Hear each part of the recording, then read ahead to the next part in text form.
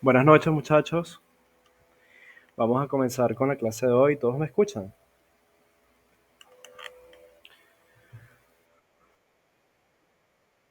Perfecto. Listo. Vamos a comenzar entonces. Creo que no va a ingresar más nadie. Eh, ok. Bueno. Bienvenidos sean todos a esta nueva clase del curso intensivo del área hospitalaria. Mi nombre es Oliver Villalobos y el día de hoy vamos a hablar un poquito acerca de la semiología del dolor. Lo primero que tenemos que tomar en consideración es el concepto del dolor. El dolor es básicamente una sensación que es molesta, que es aflictiva, que aqueja mucho al paciente y que por lo regular es la expresión clínica de algo que está ejerciendo un efecto deleterio o nocivo sobre los tejidos de nuestro cuerpo. ¿Ok? Entonces, cada vez que nosotros tengamos un paciente con dolor, tenemos que buscar la causa de esa noxa extraña que está causando dolor en nuestro paciente, ¿ok? Que está generando esa sensación de incomodidad. El dolor tiene bases neurofisiológicas. Aquí tenemos que hacer un pequeño resumen de neuroanatomía, de fisiología, embriología y tratar de resumírselos lo más posible. Ustedes saben que distintos órganos de nuestro cuerpo tienen un determinado origen desde el punto de vista embriológico. El mismo sitio en donde esos órganos se forman no es necesariamente el sitio en donde se ubican esos órganos ya después de que el niño nace. O sea, se han descrito en la literatura muchos órganos y sistemas que tienen un inicio, un sitio en donde se generan durante el desarrollo embrionario y un sitio completamente distinto que es la localización definitiva. Ustedes saben también que mientras se están formando esos órganos desde el punto de vista embrionario, el paquete vasculonervioso que acompaña a esos órganos, es decir, los vasos sanguíneos y las arterias, siempre son arrastrados desde la posición original hasta la posición definitiva del órgano cuando estos órganos y sistemas están completamente desarrollados. Y esa es la razón por la cual, o esto cobra muchísima relevancia desde el punto de vista semiológico, porque nosotros tenemos que aprender a distinguir entre dos tipos de dolor, el dolor visceral y el dolor somático. ¿Okay?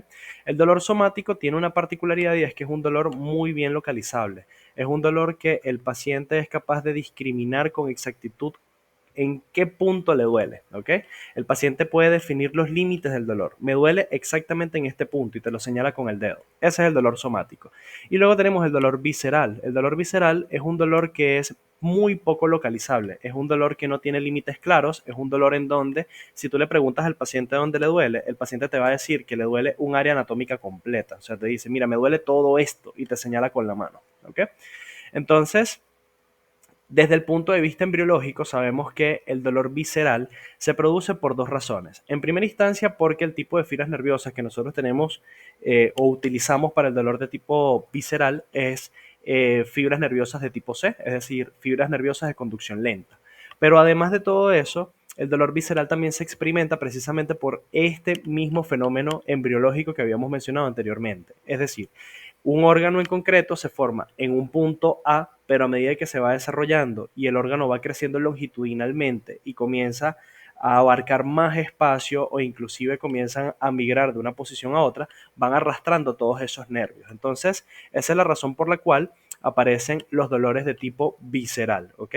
Por el tipo de fibras que nosotros utilizamos, las fibras tipo C, que son características para el dolor lento, y por supuesto, el arrastre de la inervación original a través de las distintas regiones anatómicas desde el punto de vista embrionario, ¿no? Otra de las cosas que tenemos que tomar en consideración son las vías de conducción.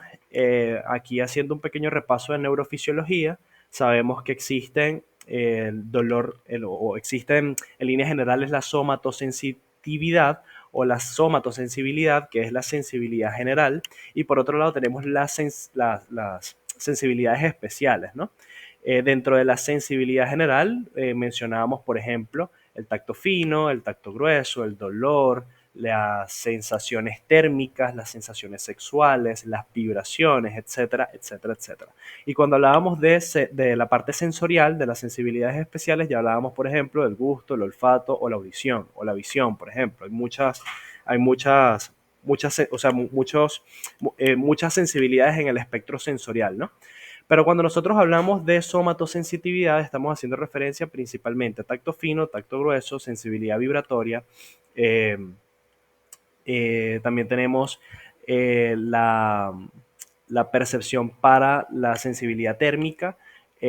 También tenemos, por ejemplo, eh, la sensibilidad kinestésica, que tiene que ver en este caso con los cambios de posición, ¿no? Pero cuando estudiamos las distintas vías de conducción, nos dábamos cuenta que existen vías de conducción que utilizan fibras nerviosas de tipo A beta, que son fibras de conducción rápida, ¿ok? Y existen otras vías de conducción que utilizan unas fibras de menor calibre, con menor cantidad de mielina y por tanto con una menor velocidad de conducción, que eran las fibras de tipo A delta y las fibras tipo C, ¿ok? Las fibras de conducción A delta y las fibras tipo C son las que se utilizan en la vía de conducción neoespinotalámica y paleoespinotalámica, que son las que forman parte del sistema anterolateral. ¿Ok? Entonces, recuerden que existían dos grandes vías de conducción. Estaba la vía de conducción del sistema columna dorsal heniscomedial, que era la que se encargaba de la sensibilidad vibratoria, perdón, de la sensibilidad al tacto fino, y la sensibilidad vibratoria, sí. Y luego tenías entonces el sistema anterolateral que se encargaba de conducir dolor, sensibilidad térmica y por supuesto las sensaciones sexuales como tal, ¿no?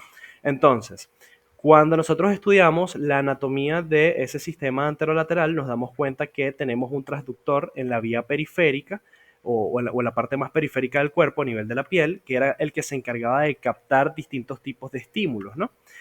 Suponiendo que sea un estímulo doloroso, básicamente lo que iba a suceder es que el transductor especializado iba a generar un potencial generador que posteriormente iba a estimular una fibra nerviosa de tipo C o de tipo A delta en dependencia, y esa información iba a pasar a través del ganglio dorsal de la raíz dorsal del nervio raquídeo hasta llegar hasta el asta dorsal de la médula espinal, y posteriormente iba a haber una decusación de esas fibras nerviosas desde el asta dorsal de la médula espinal hasta el área contralateral.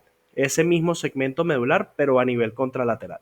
Y posteriormente, entonces, esa fibra nerviosa iba a ascender a través de la sustancia blanca a lo largo de toda la médula espinal, hasta que llegáramos, por supuesto, a esta región anatómica que nosotros denominamos como complejo ventrovasal del tálamo. ¿Ok? En el complejo ventrovasal del tálamo se establecía un contacto sináptico con otra neurona que emitía una fibra nerviosa que se dirigía hacia la corteza somatosensitiva primaria. La mayor parte de la somatosensibilidad o de la sensibilidad general se valora a nivel de la corteza somatosensitiva. También sucede que el dolor se valora en parte a nivel de la corteza somatosensitiva, pero la mayor parte de los estímulos dolorosos que llegan a través del sistema anterolateral se valoran y se procesan precisamente en estos núcleos, en este núcleo ventrovasal del tálamo y en el intralaminar del tálamo. ¿Ok? Es decir, el tálamo es el principal elemento encargado de dar una interpretación a esa información sensitiva, dolorosa que viene de la periferia. ¿Ok? Y otra parte de la información dolorosa también se termina procesando a nivel de la corteza somatosensitiva. Entonces, esto es sumamente importante porque nosotros tenemos que entender que todo estímulo sensitivo de tipo termoalgésico, es decir, térmico relacionado con la temperatura y algésico relacionado con el dolor, tiene una interpretación completamente eh, completamente contralateral. Es decir, si la información sensitiva ingresa en el hemicuerpo izquierdo, la valoración o la interpretación se va a dar en el lado contralateral, porque la información va a ingresar a través de la mano izquierda, va a pasar hacia la raíz dorsal de la médula espinal, va a llegar posteriormente, o sea, el nervio raquídeo, va a llegar posteriormente al asta dorsal de la médula espinal, la información va a decusar hacia el lado derecho y va a ascender hasta el lado derecho del tálamo. ¿Ok? Entonces, toda la información sensitiva que tiene estimulación del lado izquierdo se procesa del lado derecho. Toda información sensitiva de carácter termoalgésico que experimentamos del lado derecho del cuerpo lo vamos a eh, interpretar o a analizar en el lado izquierdo del tálamo. ¿Ok? Entonces, Esto es sumamente importante para poder entender buena parte de las patologías que cursan con alteración termoalgésica, sobre todo cuando tenemos hemisecciones medulares, ¿no? En donde, por ejemplo, podemos tener una hemisección medular por encima del nivel de la decusación de la vía y como consecuencia de eso podemos presentar manifestaciones clínicas del lado izquierdo del cuerpo, ¿ok? Desde ese segmento medular hacia abajo. Entonces, eso es sumamente importante que lo repasen, o sea, qué eran las fibras nerviosas tipo C, qué eran las fibras nerviosas tipo A delta, más o menos cuál era la velocidad de conducción, las fibras nerviosas de tipo A beta y en qué tipo de vías de conducción estaban, más o menos que tengan una idea de cómo es el sistema columna dorsal menisco-medial y cómo es el sistema anterolateral con el fascículo neo y paleoespinotalámico, ¿ok? Pero para el dolor, que es el tema que nos ocupa el día de hoy, nos interesa saber más o menos cómo es la anatomía del sistema anterolateral, fascículo neoespinotalámico y paleoespinotalámico, ¿ok? Entonces, sumamente importante, no lo deben olvidar nunca. Toda información que se registra o que tiene estimulación del lado izquierdo se procesa en el lado derecho del sistema nervioso. Es decir, ingresa la información sensitiva o térmica del lado izquierdo y lo procesamos en el tálamo del lado derecho, ¿ok? O en la corteza somatosensitiva derecha y viceversa. ¿Qué otra cosa tenemos que tomar en consideración? Pues que cuando nosotros estudiamos la clasificación fisiopatológica del dolor, nos damos cuenta que el dolor puede presentarse de 5 formas distintas. ¿Ok? Tenemos el dolor somático, tenemos el dolor visceral, el dolor neuropático, el dolor psicogénico y también está el último tipo de dolor que vendría siendo el dolor referido. Ya vamos a estudiarlos todos y cada uno de ellos. Es importante que ustedes durante el interrogatorio hagan ciertas preguntas que les permitan identificar cuándo es un dolor somático, cuándo es un dolor visceral, cuándo es un dolor neuropático o cuándo es un dolor de tipo psicogénico. ¿Ok? El dolor de tipo psicogénico a veces es un poquito difícil identificarlo, ya vamos a ver por qué. Pero sí podemos hacer un buen diagnóstico diferencial entre dolor somático y dolor visceral, simple y llanamente preguntando las cualidades del dolor. ¿Ok? Como yo les había comentado al inicio de la presentación, el dolor somático es un tipo de dolor que se caracteriza porque el paciente tiene límites claros. El paciente sabe exactamente dónde le duele y te lo señala con el dedo. Te dice, mira, me duele exactamente en esta parte del abdomen y te señala esa parte del abdomen con el dedo. No te señala una región anatómica completa. Eso se debe precisamente porque el tipo de fibras nerviosas que nosotros utilizamos para conducir ese tipo de estímulos sensitivos son las fibras nerviosas de tipo A beta, es decir, son fibras nerviosas que tienen un diámetro bastante amplio y que tienen abundante cantidad de mielina. Por ende, la velocidad de conducción es rápida y el paciente es capaz de discriminar con exactitud dónde está el dolor. ¿Ok? ¿Qué tipo de estímulos puede desencadenar un dolor somático? Todos los traumatismos, los pinchazos, los golpes, los cortes, los pinzamientos. Cuando nosotros sufrimos algún tipo de accidente en donde nosotros forzamos eh, las articulaciones mucho más allá de su límite. Ese dolor que nosotros experimentamos en ese tipo de traumatismos es un dolor de tipo somático. Tenemos reclutamiento de fibras nerviosas de tipo A y A beta y el paciente es capaz de discriminar exactamente el punto exacto donde está el dolor. ¿Ok? Y por supuesto los estímulos térmicos.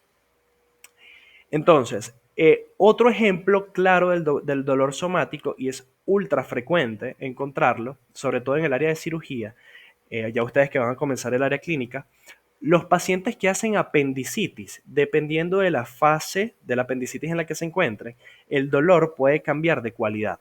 El dolor en la apendicitis inicialmente comienza siendo un dolor de tipo visceral, un dolor poco localizable, un poco difuso, el paciente no tiene límites claros y no te dice exactamente dónde le duele. Pero al cabo de unas horas, el dolor visceral se transforma en un dolor de tipo somático, porque anatomopatológicamente, a medida que van avanzando las horas en un paciente con apendicitis que no recibe tratamiento, una de las últimas fases que desencadena el paciente con apendicitis es la fase gangrenosa y la fase perforativa. O sea, el apéndice por necrosis se perfora.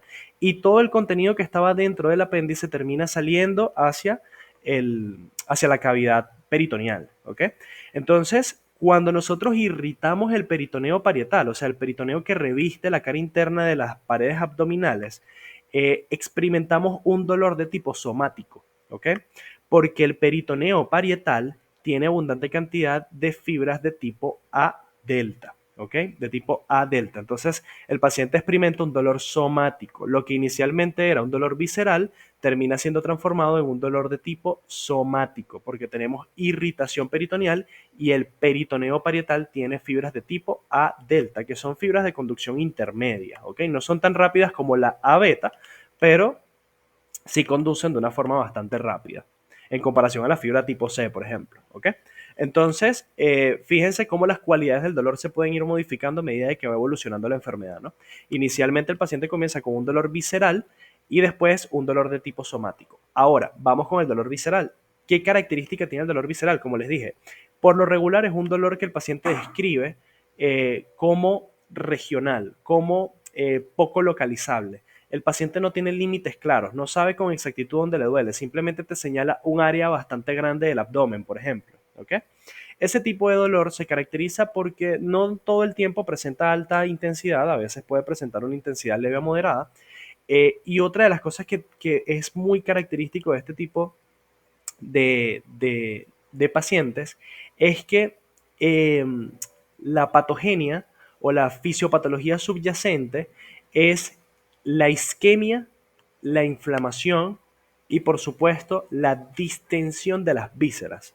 O sea, detrás de un paciente con dolor visceral hay un intestino o un órgano hueco que está siendo sobredistendido por alguna causa, o hay isquemia en alguna parte del cuerpo, de los órganos, o hay inclusive un proceso inflamatorio. ¿Ok? Entonces, todo lo que distienda las vísceras, a los órganos huecos, todo lo que genera isquemia sobre el peritoneo visceral, todo lo que genera inflamación en las paredes de los intestinos, por ejemplo, va a generar un dolor de tipo visceral, un dolor poco localizable, un dolor difuso. ¿Ok? Y regularmente no tiene alta intensidad, generalmente es de intensidad leve a moderada. Eh, el dolor visceral se caracteriza básicamente porque tenemos reclutamiento de fibras nerviosas de tipo C, es decir, fibras nerviosas de conducción lenta. Por esa razón el paciente no es capaz de discriminar con exactitud el dolor, más por supuesto las bases embriológicas que habíamos hablado con anterioridad. Esa es otra de las explicaciones por la cual aparece el dolor visceral. Eh, ¿Qué otra cosa necesito comentarles de esto? Todo lo que irrita el peritoneo visceral va a generar un dolor eh, de tipo visceral, ¿ok? Todo lo que irrita el peritoneo visceral, es decir, la lámina de peritoneo que recubre el intestino adosado a su pared, ¿ok? A diferencia del peritoneo parietal que tiene una inervación completamente distinta. El peritoneo parietal tiene fibras nerviosas de tipo A delta y el dolor es somático. Todo lo que irrita el peritoneo parietal, lo que va adosado a la pared interna o a las paredes de la cavidad abdominal, es dolor de tipo somático, y todo lo que irrita el peritoneo adosado a la pared de las vísceras huecas, que es el peritoneo visceral, eh, va a experimentar un dolor de tipo visceral por reclutamiento de fibras de tipo C. ¿Ok?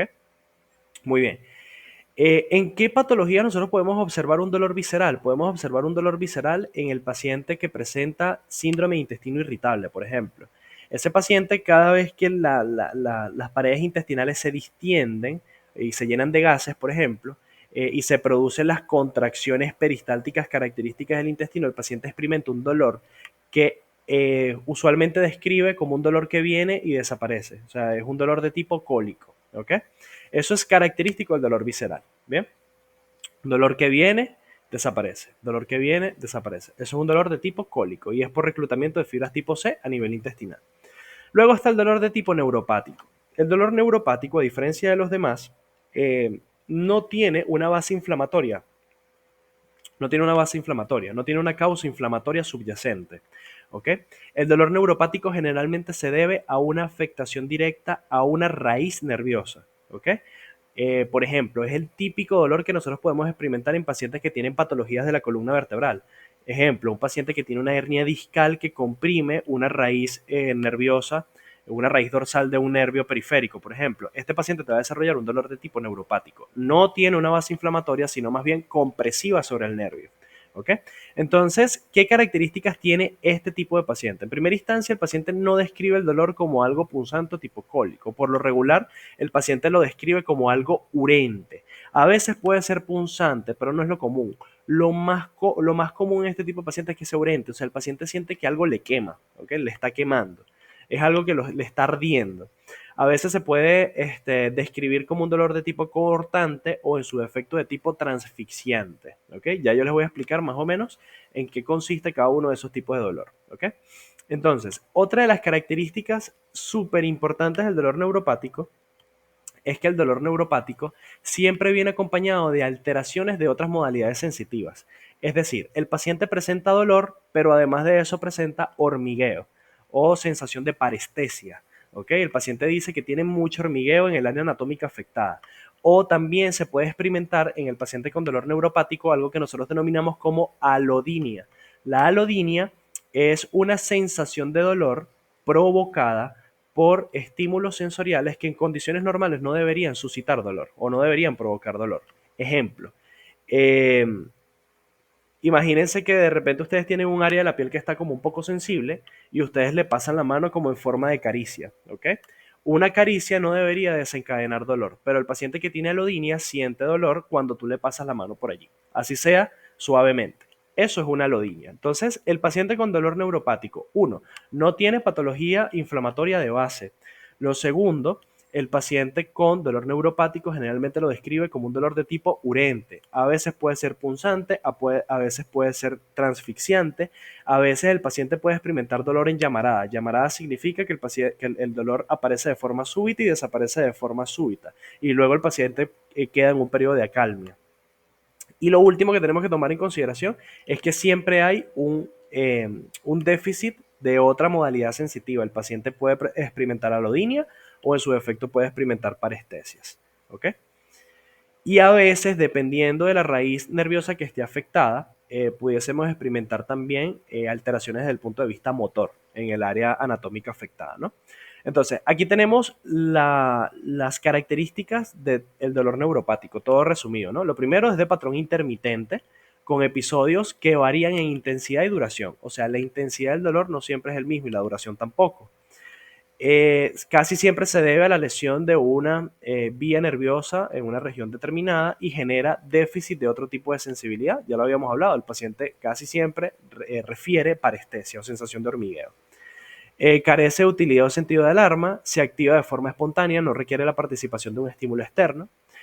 No responde a analgésicos antiinflamatorios no esteroideos, pero sí a los psicofármacos. Y esto es otro dato ultra importante.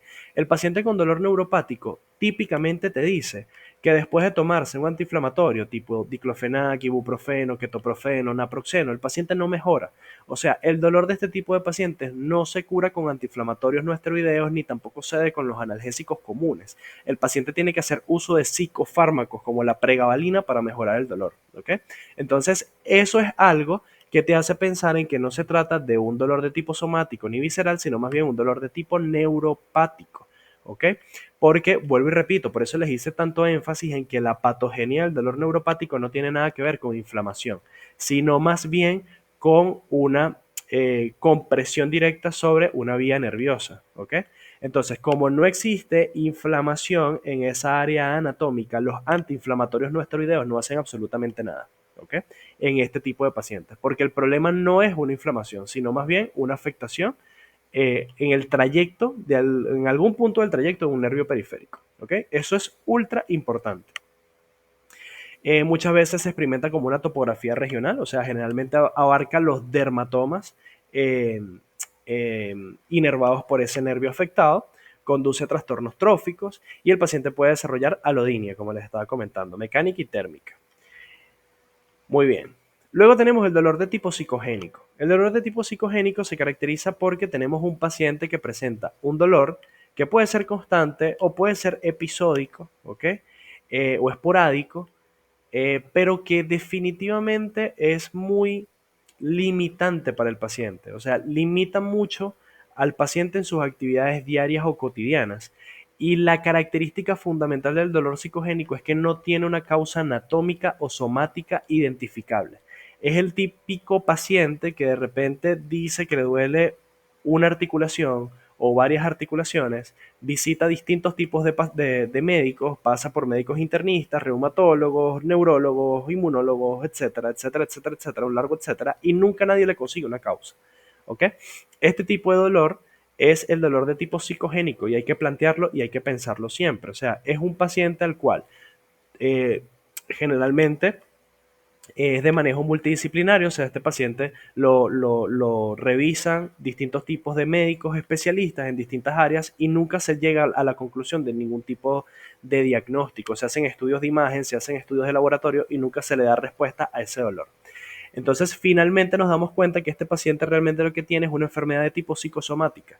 Es decir, es un paciente que tiene algún tipo de patología mental, puede ser, por ejemplo, un trastorno depresivo, un trastorno de ansiedad generalizada o inclusive, es muy raro, pero no, o sea, no es muy frecuente, pero puede suceder en el trastorno bipolar, en donde este, realmente la causa de la enfermedad era, o del dolor era precisamente el trastorno mental, ¿ok? Entonces el dolor psicogénico no tiene causa somática, es de causa psicológica o de causa psiquiátrica, ¿ok? Si se quiere. Entonces casi siempre detrás de este tipo de pacientes que presentan dolores inexplicables en donde nosotros no podemos identificar ningún tipo de causa, hay que pensar siempre en la parte psicológica o psiquiátrica. Muchas veces estos pacientes entrando en una consulta de psiquiatría y recibiendo antidepresivos, ansiolíticos, etcétera, muchas veces el dolor mejora. ¿Ok? Entonces allí nosotros confirmamos que se trataba entonces de un dolor de tipo psicogénico o psicosomático. Muy bien. Luego tenemos el dolor referido. El dolor referido es un tipo de dolor muy especial, muy característico, lo van a ver muchísimo. Se caracteriza básicamente porque tenemos un paciente que experimenta dolor en un área anatómica distinta al órgano que está produciendo el dolor. Ejemplo clarísimo, ultra cotidiano. El paciente que hace infarto agudo del miocardio. Cuando tú haces un infarto agudo del miocardio o un dolor de tipo cardíaco, es relativamente frecuente que el paciente, además de presentar dolor precordial, o sea, dolor en el centro del tórax, te va a describir un dolor en el brazo izquierdo o en el cuello o a nivel de la mandíbula. Eso es un dolor de tipo referido. ¿Ok? ¿A qué se debe esto? Esto se debe a que las raíces nerviosas o los nervios que inervan al corazón, ¿ok? Al miocardio y a todas las capas del corazón como tal, mandan esa información a un determinado punto de la médula espinal en donde convergen otras raíces nerviosas procedentes de otras áreas anatómicas. Entonces, al estimular ese nivel de la médula espinal, la médula espinal, el complejo ventrovasal del tálamo y el cerebro no es capaz de identificar con exactitud o de discriminar cuál es el órgano que está doliendo. Entonces el paciente experimenta dolor en tres sitios distintos. Experimenta dolor en el pecho, experimenta dolor en el brazo izquierdo y experimenta dolor también a nivel del cuello y la mandíbula, porque comparten o convergen todas esas raíces nerviosas en un mismo nivel de la médula espinal y el cerebro no es capaz de discriminar de dónde viene el dolor. Eso es un dolor de tipo referido y creo que es el mejor ejemplo que les puedo dar. ¿Ok? Perfecto. Luego tenemos el sistema de supresión del dolor. Tienen que tomar en consideración que existen distintos núcleos que pueden facilitar las vías de conducción para el dolor, es decir, incrementar la sensibilidad al dolor, y existen otros núcleos que se van a encargar de inhibir esas señales dolorosas. De esa forma nosotros podemos gradar o podemos modular la intensidad del dolor. ¿Ok? Eh, Dentro de todos estos sistemas está el sistema, o sea, dentro de estos sistemas anteriormente mencionados está el sistema de supresión del dolor que tiene características de tipo inhibitoria. También lo podemos conseguir en la literatura como el sistema de opioides endógenos. Aquí se sintetizan cierto tipo de neurotransmisores que tienen un carácter de tipo inhibitorio sobre las vías de conducción para el dolor y logran reducir la intensidad del dolor o inclusive pueden atenuar por completo la actividad de la vía de conducción para el dolor, sea la neoespinotalámica o paleoespinotalámica. Bien, generalmente se activa cuando tenemos dolores muy intensos. Bien, ahora vamos sí a meternos un poquito a la parte semiológica, o sea, ya estudiamos un poco las bases fisiológicas, embriológicas, anatómicas, estudiamos un poquito la fisiopatología del dolor, ahora vamos a hablar un poquito acerca de la semiología, cómo vamos a abordar al paciente, qué le vamos a preguntar, de qué forma lo vamos a preguntar y cómo lo vamos a plasmar en la historia clínica. Para todo en medicina existen mnemotecnias, ¿ok? Hay una mnemotecnia muy usada en medicina que se llama la alicia del dolor, ¿ok? La mnemotecnia Alicia significa A de aparición o antigüedad, ¿ok? L de localización, I de intensidad, C de carácter, la otra I de irradiación, A de agravantes y atenuantes, ¿ok? Ya les voy a explicar qué significan cada uno de ellos. Y también existe otra mnemotecnia que es la Alicia Fredusa. Alicia Fredusa tiene todo lo anteriormente mencionado más fre de frecuencia, du de duración y sa de síntomas asociados, ¿ok? O concomitantes. Ya les voy explicando. Fíjense, respecto a la A, antigüedad o aparición, aquí nosotros vamos a describir o le vamos a preguntar al paciente cuándo apareció el dolor, con fecha, en qué momento del día apareció el dolor, si fue en la mañana, en la tarde o en la noche, y bajo qué circunstancias apareció el dolor, qué estaba haciendo el paciente que suscitó el dolor, ¿ok? Puede ser que de repente el dolor haya iniciado en reposo. Por ejemplo, puede que el paciente te describa que tiene un dolor torácico que apareció estando acostado. Eso puede ser, por ejemplo, a consecuencia de un infarto o del miocardio o puede ser a consecuencia de una angina inestable. ¿Ok? Es un dolor no asociado al dolor, al ejercicio físico, disculpen. O puede suceder que de repente el paciente estaba en su casa o estaba haciendo ejercicio y fue a alzar una pesa y de repente sintió dolor en la espalda. ¿Ok? Entonces va asociado al dolor. Entonces ustedes le tienen que preguntar al paciente cuándo apareció, en qué momento del día y qué estaba haciendo ese paciente cuando comenzó el dolor. En función a la antigüedad podemos clasificar el dolor en tres tipos. Dolor agudo, cuando tiene menos de una semana de evolución. Dolores paroxísticos, cuando es de carácter episódico, aparece el dolor y termina de una forma súbita, intercalado con periodos de acalmia, o sea, periodos donde el paciente no presenta dolor. Y luego tenemos el dolor crónico. Luego tenemos entonces la localización, en donde aquí vamos a tratar de pedirle al paciente que sea lo más preciso posible, que nos diga exactamente dónde le duele, ¿ok? Ahora, eh, lo mejor que ustedes pueden hacer en estos casos es decirle al paciente que le señale con la mano dónde le duele, ¿ok? Y en dependencia de cómo el paciente coloque la mano, y en dependencia de lo que ustedes le digan, ustedes saben si se trata de un dolor visceral o se trata de un dolor parietal o dolor somático, ¿ok? Como les estaba comentando, el paciente con dolor visceral generalmente te señala con la mano una región anatómica amplia. Te dice, mira, me duele todo esto. No sé decirte dónde me duele todo esto. Y te señala una parte grande del cuerpo. ¿Ok?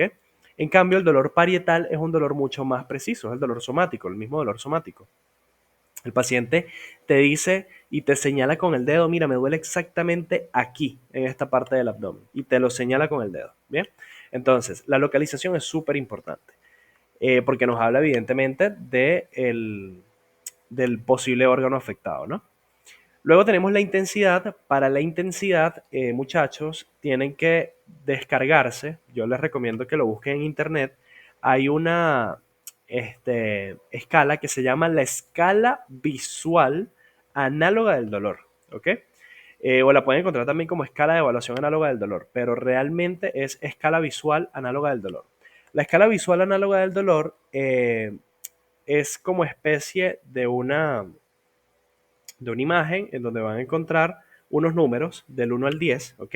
Y debajo del 1 al 10 van a encontrar también unas caritas, ¿sí? Unas caritas que van desde una cara de felicidad hasta una cara completamente triste, ¿ok?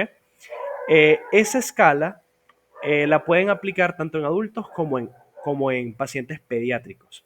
La parte de abajo, donde salen las caritas, es la que nosotros habitualmente utilizamos en pacientes pediátricos. Nosotros, para tratar de caracterizar la intensidad del dolor, le mostramos al paciente la escala de visual análoga del dolor y le preguntamos al paciente cómo se siente hoy. O sea, qué tan intenso es el dolor, que te lo señale con la carita. Entonces, si el paciente, por ejemplo, te señala la carita feliz, significa que el paciente presenta un dolor que es muy leve o en su efecto que no tiene dolor. Pero si te señala la última carita, que es la más triste de todas, entonces probablemente el dolor es muy intenso. Esto lo utilizamos ¿por qué? Lo utilizamos porque recuerden que hay pacientes pediátricos que no saben contar. Entonces no nos sirve utilizar la escala numérica. Y además de todo eso, hay pacientes quizás adultos que de repente no saben contar tampoco. Entonces, en esos casos utilizamos la escala con las caras, ¿ok? En cambio, en los adultos que de repente sí tienen buena instrucción, buen nivel de instrucción, que fueron al colegio, fueron al liceo, fueron al bachillerato, a la universidad, etcétera, podemos aplicarle la escala de evaluación análoga del dolor sin las caras. Simplemente le pedimos al paciente que nos diga qué tan fuerte le duele el abdomen del 1 al 10. ¿Ok? Entonces, siendo del 1 al 3 el dolor más leve, de 4 a 6 un dolor moderado y de 7 en adelante, es decir, 7, 8, 9 y 10 un dolor muy intenso. Entonces ustedes, cuando están interrogando al paciente, después de identificar dónde está el dolor, dónde está localizado, ustedes le van a preguntar qué tan fuerte es el dolor del 1 al 10. ¿Ok? Así mismo lo van a hacer con los pacientes adultos. Y el paciente les va a decir, mira, me duele en la escala del 1 al 10, un 7, un 8, un 9, un 10, si es un dolor súper intenso, el dolor más intenso que ha experimentado en su vida. ¿Ok? Entonces, vuelvo y repito, con el paciente adulto que tiene un buen nivel de instrucción, el que ha ido al colegio, al bachillerato o en su defecto a la universidad y que sabe contar, ustedes simplemente le van a decir cuánto te duele el abdomen del 1 al 10 y el paciente les va a dar un número. Y ese número es el que ustedes van a utilizar para interpretar la intensidad del dolor. Pero si es un paciente pediátrico o es un paciente adulto que nunca fue al colegio, por ejemplo, y no sabe contar, ustedes le muestran la escala visual análoga del dolor, por eso les digo, descárguensela e imprímanla y se la muestran al paciente. Y le dicen al paciente que te diga qué tan fuerte es el dolor con las caritas que está observando, ¿ok? En la escala. Luego tenemos entonces carácter y radiación, agravantes y atenuantes. El carácter es cómo el paciente describe el dolor, ¿ok? Podemos encontrar dolor lancinante, urente o quemante, constrictivo u opresivo, transfixiante, sordo, exquisito, fulgurante, desgarrante, terebrante, pulsátil, cólico y gravativo, ¿ok? Evidentemente el paciente no siempre les va a dar estos nombres. O sea, generalmente el paciente conoce más que todo es el dolor de tipo cólico, pero el resto de los dolores no los conoce con esos nombres. Entonces, puede que de repente el paciente les diga que tienen un dolor que ellos describen como que si tuviesen una lanza clavada en alguna parte del cuerpo. A eso se le llama dolor de tipo lancinante y es característico de las neuralgias, como la neuralgia del trigémino. ¿Ok? El paciente te dice, mira, siento que tengo una lanza clavada aquí en la cabeza. ¿Ok? Eso es un dolor de tipo lancinante y es característico de la neuralgia del trigémino. Luego viene el dolor urente o quemante, o sea, el paciente describe un ardor. Es característico de los pacientes que presentan, por ejemplo, úlceras pépticas o úlceras gástricas, gastroduodenales, ¿no? Porque recuerden que en este caso vamos a tener una pérdida de solución de continuidad en la pared del estómago y parte del ácido gástrico y termina irritando el peritoneo. ¿Ok?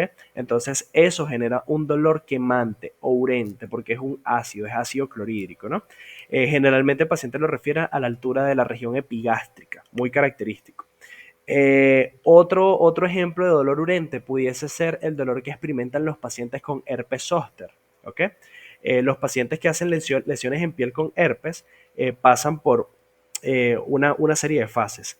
Antes de que aparezcan las lesiones en la piel, muchas veces el paciente experimenta una sensación de quemazón o una sensación de ardor en una parte de la piel. Eso se le llama hiperalgesia y es un tipo de dolor urente, ¿ok?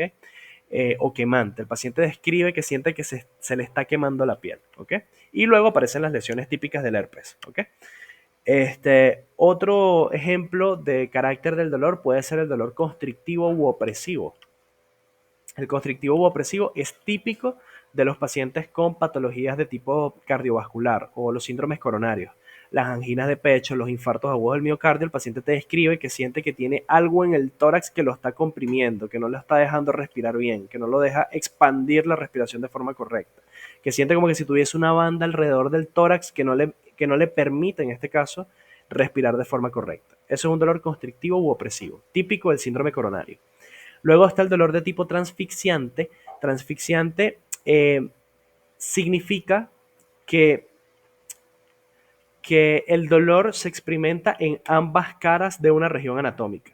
Es decir, el paciente puede decirte que tiene dolor a nivel de la región epigástrica, pero que ese mismo dolor lo siente en la espalda, a la misma altura. ¿Ok? De hecho, el paciente no te va a decir, no, mira, tengo un dolor transfixiante. Él te va a decir, siento que me atravesaron con una daga, porque el dolor lo siente en la parte de adelante y la parte de atrás. Luego está el dolor de tipo sordo. Es un dolor que por lo regular aparece de forma lenta o de forma progresiva, es un dolor de baja intensidad, en la escala visual análoga del dolor casi siempre es un 2 o un 3, y se caracteriza porque o sea, lo percibe el paciente como, como una sensación de molestia. O sea, muchas veces ni siquiera termina siendo un dolor en sí. Y es poco localizable, tiene muy malos límites de definición. Luego tenemos el dolor de tipo fulgurante. El dolor fulgurante lo describen los pacientes como un dolor eléctrico, como que si algo eléctrico le corriera alrededor del cuerpo. ¿Ok? Eso es típico de las neuritis. Por ejemplo, en las neuritis intercostales, los pacientes describen siempre un dolor de tipo fulgurante. ¿Ok? Luego está el dolor de tipo desgarrante. O sea, el dolor literal, el paciente literalmente describe que siente un dolor que pareciera como que si le estuviesen desgarrando el cuerpo. Eso es típico de las roturas de aneurismas disecantes de aorta. ¿Okay? Eso es una emergencia médica gravísima. Luego está el dolor de tipo terebrante. Terebrante es, es un dolor que pareciera, o sea, el paciente lo describe como que si sintiera que algo le está taladrando esa parte del cuerpo, algo que lo está trepanando o perforando, ¿ok? En esa parte del cuerpo. El dolor terebrante es típico de las odontalgias, o sea, cuando hay patologías a nivel dental que generan ese dolor súper intenso. Bueno, eso es un dolor de tipo terebrante.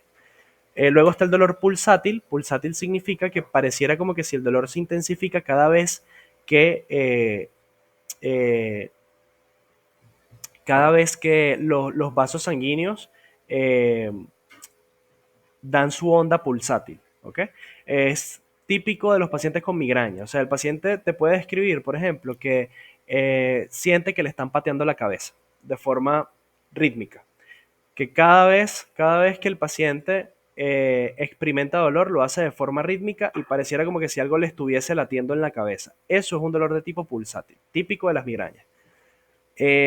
Aunque también el paciente con migraña puede tener otras modalidades del dolor, pero esa es como que una de las más frecuentes. Luego está el dolor de tipo cólico, que significa básicamente que el dolor va y viene, literalmente. El dolor aparece y desaparece, aparece y desaparece. Generalmente se experimenta en los pacientes que tienen eh, patologías a nivel intestinal, a nivel de intestino delgado, puede ser, o intestino grueso, puede ser, por ejemplo, un síndrome de colon irritable, intestino irritable, puede ser eh, una, una patología obstructiva de vías biliares, el paciente te describe un dolor de tipo cólico. Aunque el paciente con patología obstructiva de vías biliares también te puede presentar un dolor de tipo punzante, que es casi lo mismo que decir un dolor lancinante, es parecido.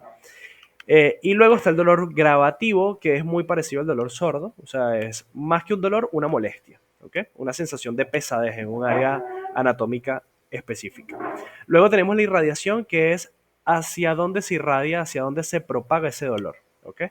Eh, por ejemplo, los pacientes que hacen eh, algún tipo de patología que afecte eh, el nervio ciático, ¿ok? El paciente te puede experimentar un dolor a nivel de la región lumbar que posteriormente se propaga o se irradia hacia la pierna y más específicamente hacia la región poplitea. Entonces, eso es característico de ese tipo de pacientes que tienen lesiones sobre el nervio ciático, ¿ok? Entonces, muchas patologías pueden presentar irradiación, muchas, muchas. Luego tenemos la última A, que son los agravantes y atenuantes, o sea, ¿qué hace el paciente que agrava el dolor?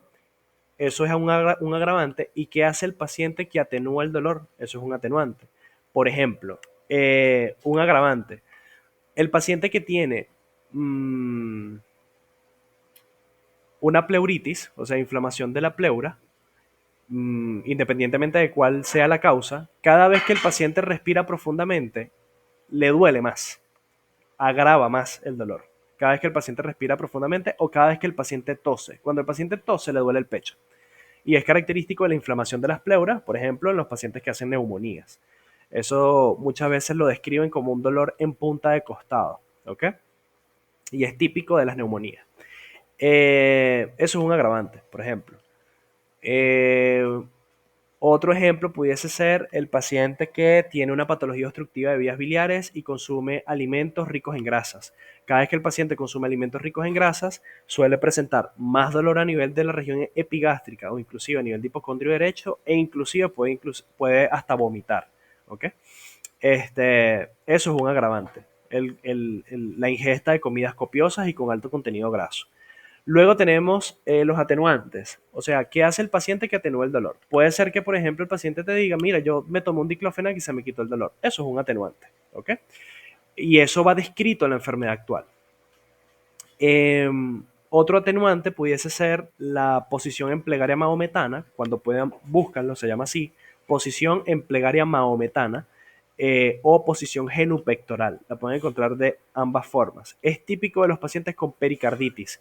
Cuando se inflama el pericardio, por distintas causas, puede ser por un síndrome urémico o puede ser una pericarditis de etiología viral, este, el paciente te presenta un dolor a nivel torácico, en el centro del tórax, que logra atenuarse cada vez que el paciente se apoya sobre la cama con sus rodillas y apoya el tórax sobre la cama de forma directa. O sea, el paciente se inclina hacia adelante como pegando el tórax a la cama o pegando el tórax a una almohada. Eso es una posición genupectoral o posición en plegaria mahometana y es característico de la pericarditis. Entonces, fíjense cómo existen conductas que el paciente adopta de forma instintiva para reducir el dolor. Entonces, cuando ustedes vean un paciente que tiene un dolor torácico y tiene posición genupectoral, automáticamente ustedes tienen que pensar en esto, porque es una conducta instintiva. El paciente no sabe cómo, pero simple y llanamente se dio cuenta que adoptando esa posición el dolor disminuye. ¿Ok? Entonces, todo eso es súper importante para poder caracterizar al dolor y de esa forma hallar la causa. Ok, esto es un ejemplo de una Alicia fredusa. O sea, realmente es un ejemplo de una enfermedad actual donde les estoy describiendo el Alicia fredusa. Fíjense lo que dice aquí. Se trata de paciente masculino de 48 años de edad, natural y procedente de la comunidad, con antecedentes patológicos conocidos de hipertensión arterial sistémica. Recuerden lo que yo les había dicho en la clase de redacción de historia clínica. Cada vez que ustedes van a describir una enfermedad actual, ustedes tienen que colocar los antecedentes patológicos pertinentes positivos para la patología que estamos describiendo. ¿Ok? Entonces, sigo leyendo. Hipertensión arterial sistémica en tratamiento regular con losartán potásico de 50 miligramos vía oral OD. OD significa orden diario.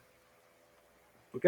En la historia clínica nunca abrevien. Esto se los estoy colocando por comodidad, pero tienen que colocar completo, orden diario, o una vez al día, como ustedes quieran. ¿Quién inicia enfermedad actual el día 2604 del 2025 en horas de la noche? Fíjense que ya aquí va la primera A, ¿no?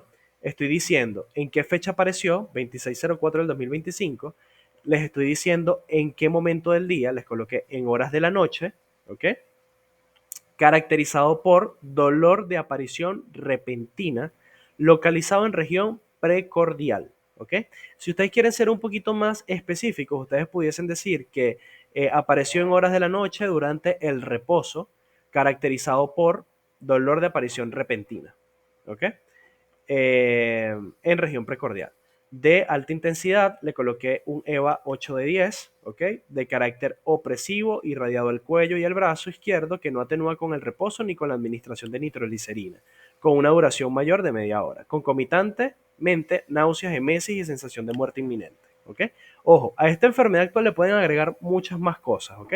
Pero lo que quiero que se lleven es el Alicia, ¿bien? Que es lo básico que ustedes necesitan para poder describir al dolor. Bien, entonces, en aparición, tomamos en consideración la fecha y el momento en el día en el que apareció el dolor, e inclusive las circunstancias que motivaron al dolor.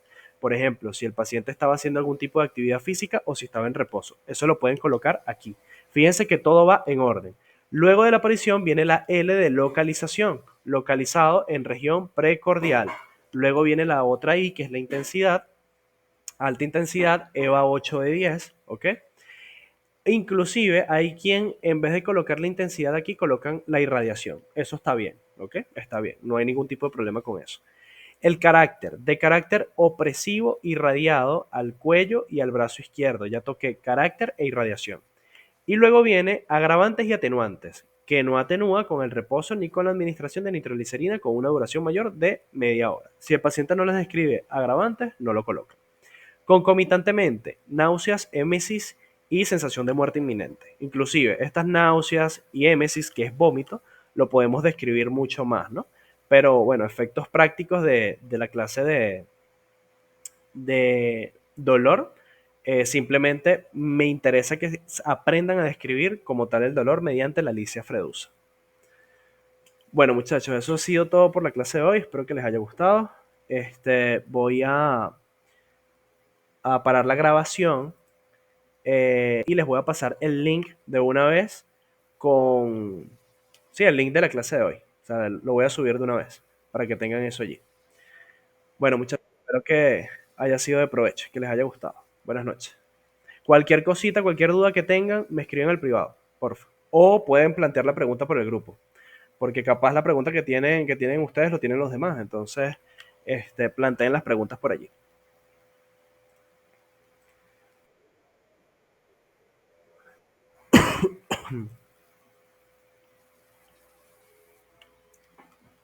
Ok.